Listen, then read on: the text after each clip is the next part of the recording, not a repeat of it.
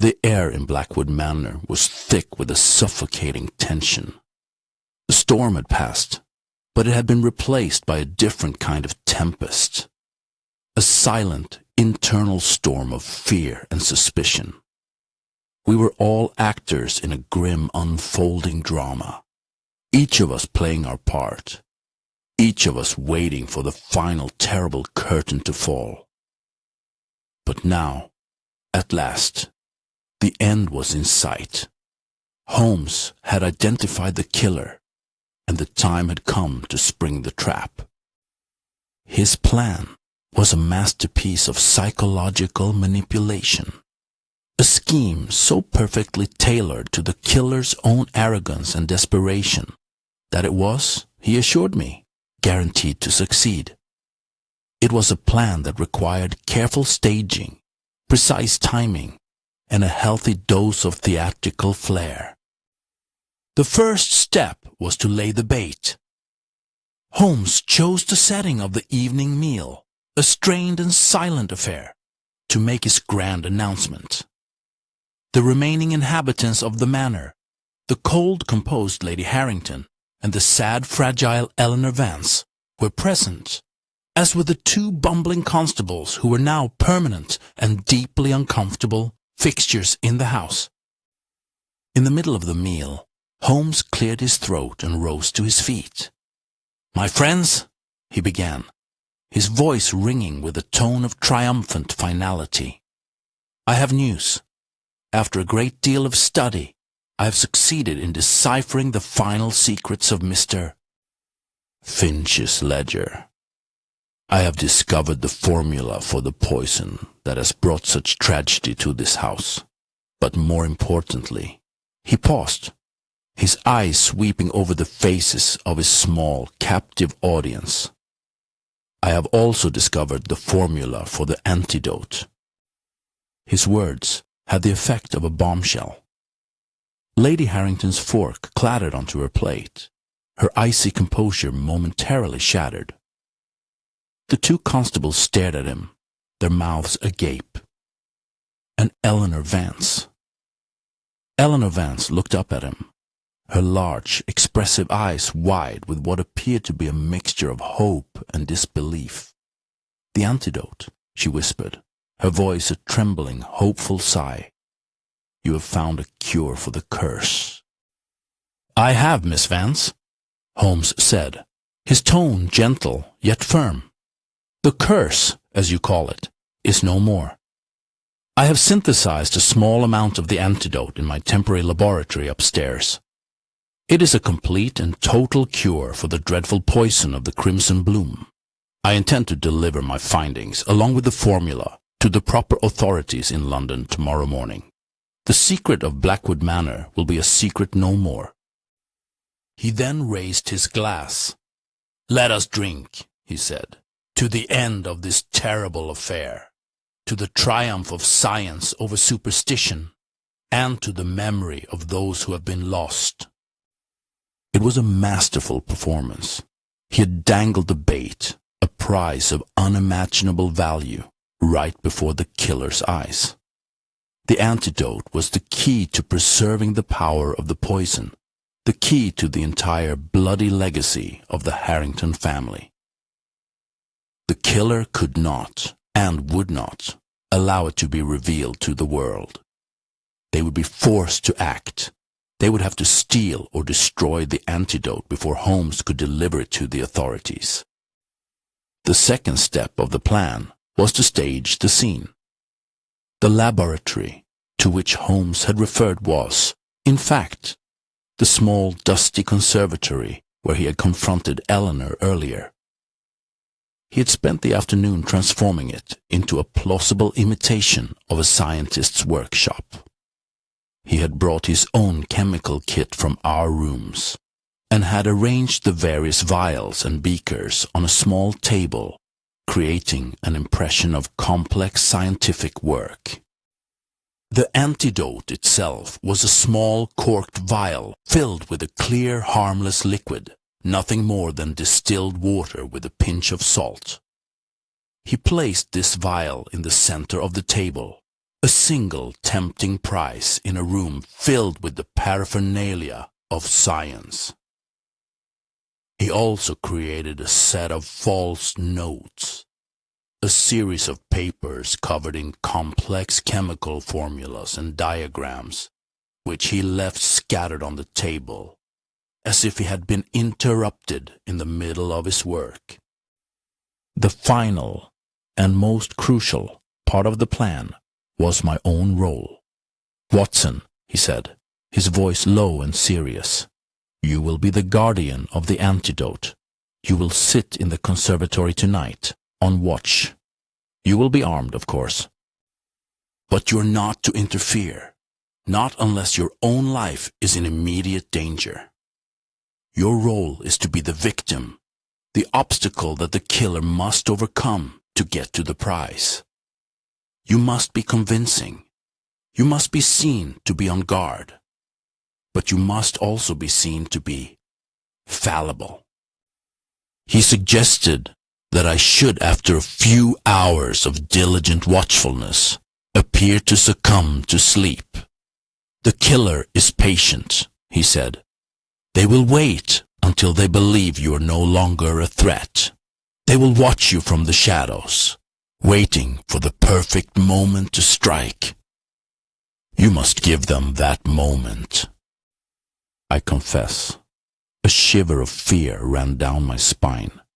To be the bait in a trap for a ruthless killer was not a role I had ever envisioned for myself. But my faith in Holmes was absolute, and I knew that he wouldn't place me in a situation of undue risk without a very good reason. And so, as darkness fell, the trap was set. I took up my position in the conservatory, my revolver in my pocket, a book in my hand. The house was silent, save for the creaking of the floorboards and the distant mournful hoot of an owl. The air was thick with a palpable sense of suspense, a feeling that the entire house was holding its breath, waiting for the final dramatic act to begin. Holmes, meanwhile, had taken care of the final detail. He had taken Constable Davis into his confidence, explaining the broad strokes of his plan. The constable, who was by now thoroughly terrified and in awe of Holmes's abilities, readily agreed to play his part. He was to hide in the shadows of the garden, just outside the conservatory, and to wait for Holmes's signal. He was to be the hidden witness, the legal authority who would make the arrest when the trap was sprung. The hours passed with an agonizing slowness.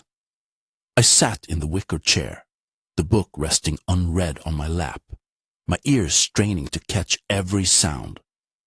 The conservatory was a strange, eerie place at night. The moonlight, filtering through the glass panes, cast long, skeletal shadows on the floor.